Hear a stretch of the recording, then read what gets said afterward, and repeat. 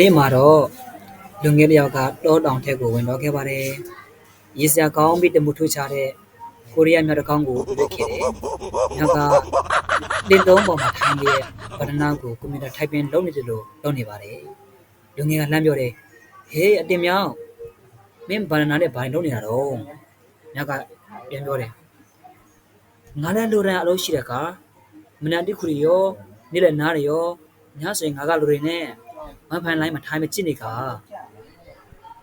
ငယ်ကနာကျထွေရလောက်အောင်ရင်မထားနိုင်အောင်ပဲညောက်ကဆက်ပြောတယ်ဟေးအထင်မတည့်လဲဘာနဲ့က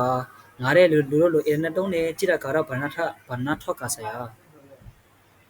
လူငယ်ကဟဲ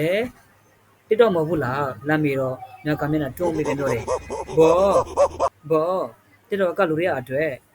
ငါတို့ကဘာနာထောက်ကိုလီးတယ်ခွာတယ်ဗျာနင်ဒါရီတော့မသိကဖို့စေရောညောက်ကဘာနာထောက်ကိုကိုင်းပြီးကားတယ်ရှစ်လေးရှိတယ်နောက်ဆုံးတော့လူငယ်က special ရေးပြီးကြည်တောင်ထွက်တော့မလို့ဖြစ်နေပါတယ်